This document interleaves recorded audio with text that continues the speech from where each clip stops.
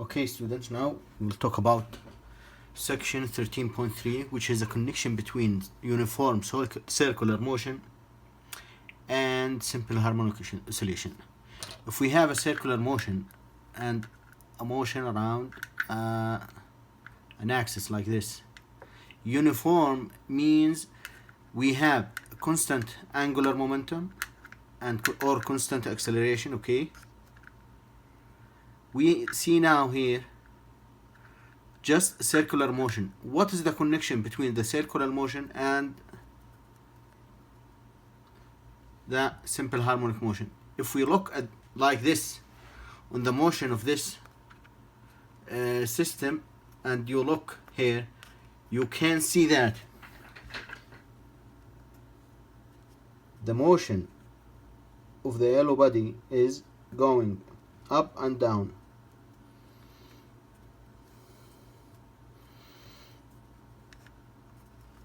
It is just waving, and this is the connection between the uniform circular motion. And look, at this point the position is minimum. At this point the position is at x equals 0. At this point at x maximum at x equal a, and this point x minus a. This is the position graph. As we see in the previous section 13.2, we have position function, which is x of t, and x of t is equal to the we remember that we talk about the position function is a cosine function, the velocity function is a sine function, and the acceleration function is a cosine function. We will not go through to the deriving of these formulas, but we need just to take them as we see here, and they will be given in the exam. Okay, now the position function x of t is equal to a cosine omega t. A is the maximum displacement, which is the amplitude, and omega is equal to 2 pi over t, as we know from before. So the final position function x of t is equal to a cosine 2 pi over t, which is the period t capital multiplied by t the time. When is this function maximum? It is cosine function is even 0, 1 or minus 1. The maximum value for cosine function is 1. When cosine function is 1, then the maximum value, we have the maximum value for the position, which is x max, which is at x equal a. This is the maximum value for this function. What about the velocity? The velocity is sine function, and we say before it is equal, v of t is equal to minus a omega sine omega t, but omega is equal to 2 pi over t. So the function of v of t is equal minus a 2 pi over t sine 2 pi over t multiplied by t. And this is at t equals 0, that function, the velocity function, is 0. And if t be 1 or 2 or 3 or some and go on the time, when the time pass, then the magnitude will be at first in negative, the velocity, because the slope of the position function is negative. Then at this point the slope begins to be positive, then it is positive velocity here. Where we have the maximum velocity, it is at the maximum value of sine function. Sine function, even the maximum value 1 or minus 1, but we need it to be positive value, the magnitude. So the maximum value of sine for the sine is 1. When we multiply 1 by this term, 2 pi over t multiplied by a, then the velocity maximum value is plus a 2 pi over t. Also the acceleration, it is a minus cosine function, a minus. It starts from minus a. This is minus a multiplied by omega squared. We will see that. Now, the acceleration is minus a 2 pi over t squared cosine 2 pi over t multiplied by the time t. T capital is the period.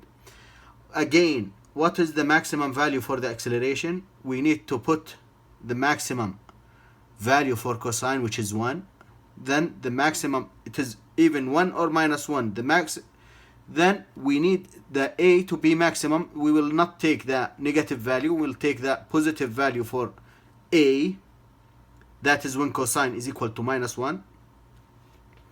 Then a maximum is equal to a omega squared, which is a 2 pi over t, the period, squared. Okay? Look, we have the position function is a cosine omega t, or 2 pi over t multiplied by t. Also the acceleration is minus a omega squared cosine. We have something common between the x and the acceleration. If we take minus omega squared from the acceleration, we have omega squared. If we take minus omega squared, we have a cosine omega t. This is x function. A cosine omega t. This is x function. Then the acceleration is equal to minus omega squared x of t. This is important relation in general, but I think we will not deal with it too much. Okay? We need also to know, because we have a uniform circular motion, then omega, which is the angular velocity, is constant, and theta of t is equal to omega t. This is the same as x of t is equal to v multiplied by t for linear motion. And omega is equal to 2 pi over t, the period. Then we can find that theta, use this in place of omega, theta is equal to 2 pi over period multiplied by t, and this is the argument what we use inside cosine and sine. It is theta. It is theta of t. Okay? We have position function, velocity function, acceleration function, and they are related to each other by the slope. Okay? Now let us look at this example, which is problem number 21 in the book. We have the velocity for the system V max is equal to 4.1 meter per second, and the maximum acceleration is equal to 0.85 meter per square second. We need to find the amplitude A and the time period T capital. We know from these relations that V max and A max, V max is equal to A omega, which is A 2 pi over T, which is omega, this value, which is equal to, as given, 4.1, and the maximum acceleration, which is A omega squared, which is A 2 pi over period T capital squared, which is equal to 0.85. We have two equations now. We have two unknowns, which is A and T. A and T. 2 pi, it is constant. We have A and T and 2 constant. From A, if two equations. From equation 1, A is equal to 4.1 multiplied by T over 2 pi. You can see that. Put this value in the second equation. I use this, put it in A here. This is 2 pi over T squared. 2 pi over T, 2 pi over T. This is 2 pi over T squared. This is A from 1, which is 4.1, T over 2 pi, T over 2 pi. I have 2 T's in the denominator and 1 T here in the numerator, and 2 pi 2 pi, 2 pi. I can cancel this t with one of them, 2 pi with one of them, which is equal to, I use the second equation. I'm using this one. So it is equal to 0.85. Now, the final terms from here. I have 4.1. I have rest 2 pi over t. 2 pi over t, which is equal to 0.85 over 1. Then I use this way to find that 0.585 t is equal to 4.1 2 pi. Just divide over 0.85 to both sides. Then I will find that the time period is 30.30 seconds. Use this relation, which is a equal to 4.1 t over 2 pi, t equal 4.1 t over 2 pi is equal to 4.1. T is known now. This is t. I use this value here, which is 30.30 over 2 pi. This will be equal to 19.8 meters. A is a displacement. It is a magnitude of the vibrated system. Okay. Now if I need to find the relations x of t, v of t, a of t, to here I finish the question. But what if I need to find x of t as a function of t?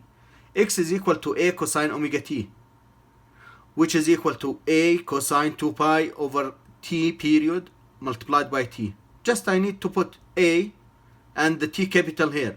Also I can find omega.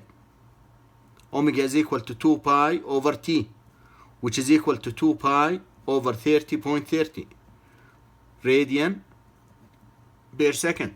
This is omega. Also I can find the velocity, which is negative a 2 pi over t period sine 2 pi over t period multiplied by t.